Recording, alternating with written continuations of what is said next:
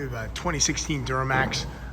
People always ask me how much power can the trans hold up to. Well, this truck has some modifications done to it, and here's our A1000 disassembled here, and we can see that not only is a specific clutch pack damage, but your C1s look okay. Here's your C2s. You can see that they were slipping. Okay, C3s.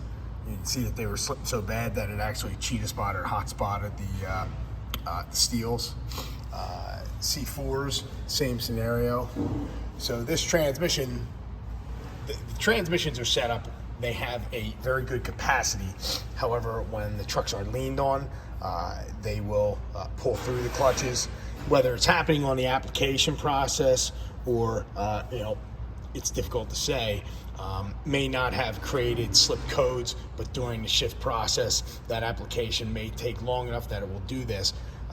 A lot of that has to do with they're trying to minimize actual line pressure to reduce parasitic loss, and as a result, the clutches are big, but they're using minimal applied force, minimal applied pressure, so the clutch clamp load is not as significant as perhaps it should be. That can be modified with a tune. This has been tuned, but I'm not sure whether it was tuned immediately when the modifications were performed.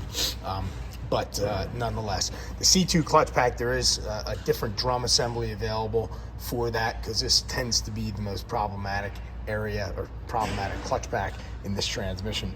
So this transmission also has some parts available, some modified clutch components that have a higher friction coefficient that will hold more power even with the same clamp load, same applied pressure, holding the piston on to apply the clutches. So when you combine different friction material, change the application pressure, and do a variety of different things to these transmissions, part of the modification package requires changing PR valve in the pump, and in addition to some modifications that get performed to the valve body. But this transmission, for what it's worth, has 200,000 miles on it, and it would just basically cut loose when you would get on it, and it would create the downshift process was taking place, and it just was not holding the power. So this transmission is going to need to be built, and when it's being rebuilt, do the modifications necessary to hold up to the current power level.